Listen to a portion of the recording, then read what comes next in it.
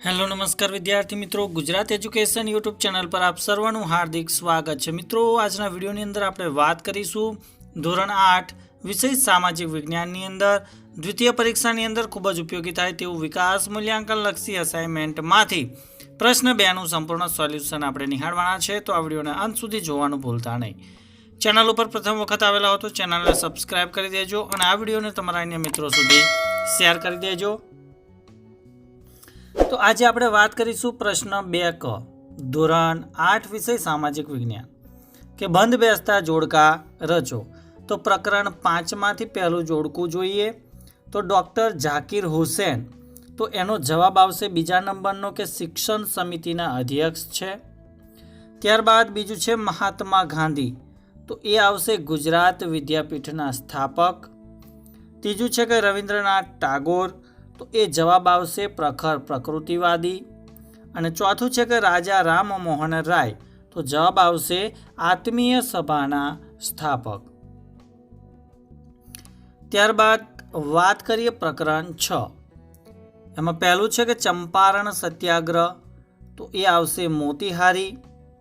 બીજું મોહનલાલ પંડ્યા, તો એ આવશે ડુંગળી ચોર। ત્રીજું અસહકારનું આંદોલન, તો એ આવશે ચોરી ચોરા। અને સાયમન કમિશન, તો એ આવશે લાલા લજપત રાયનું અવસાન। ત્યારબાદ પ્રકરણ 7 આધારિત જોડકું જોઈએ તો ભીમબેટકાની ગુફાઓ છે એ મધ્યપ્રદેશમાં આવેલી છે। ત્યારબાદ નરસિંહગઢની ગુફાઓ, તો એ મહારાષ્ટ્રમાં આવેલી છે। બાદામીની ગુફાઓ, તો એ કર્ણાટકમાં આવેલી છે। અને સીતા નાવસલની ગુફાઓ, તો એ તમિલનાડુમાં આવેલી છે। ત્યારબાદ વાત કરીએ પ્રકરણ 8, એની અંદર પહેલું છે કે જવાબદાર સરકાર, તો જવાબ આવશે શ્રી કૃષ્ણકુમારસિંહ। બીજું હૈદરાબાદનું જોડાણ, તો એ પોલીસ પગલું આવશે। ત્રીજું આરજી હકુમત, તો એ જૂનાગઢના નાગરિકો આવશે।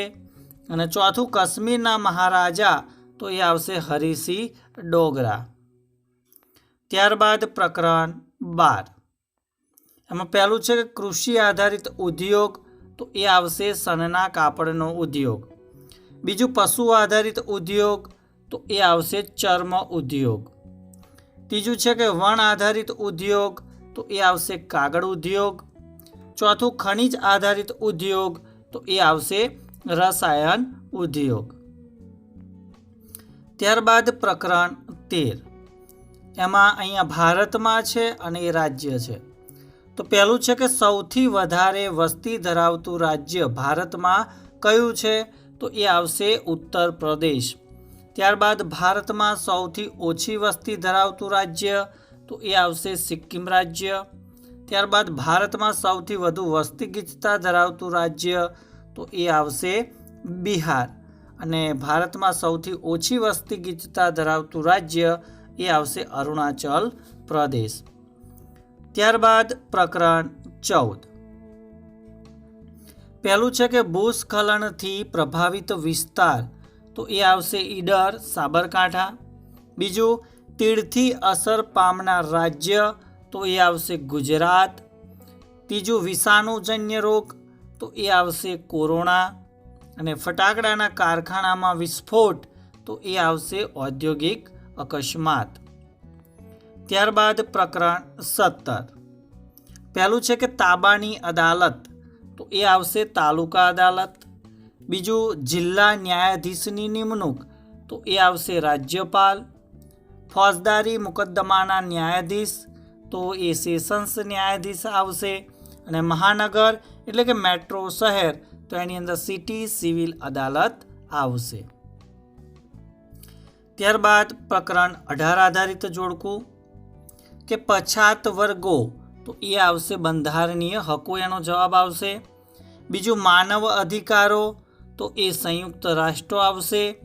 માનવ અધિકાર દિન, તો એ 10 ડિસેમ્બરના રોજ ઉજવવામાં આવે।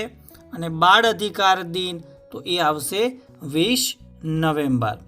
ત્યારબાદ વિદ્યાર્થી મિત્રો, આપણું જે અંતિમ પ્રકરણ છે 19, એની અંદર પહેલું છે કે હરિયાળી ક્રાંતિ, તો એ આવશે અન્નના ઉત્પાદન ક્ષેત્રે સ્વાવલંબન.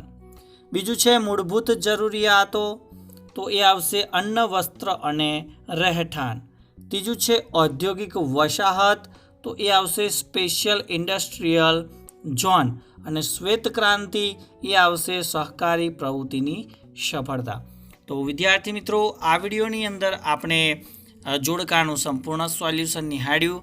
તો નેક્સ્ટ વિડીયોની અંદર આપણે પ્રશ્ન નંબર 3નું સંપૂર્ણ સોલ્યુશન લઈને આવીશું.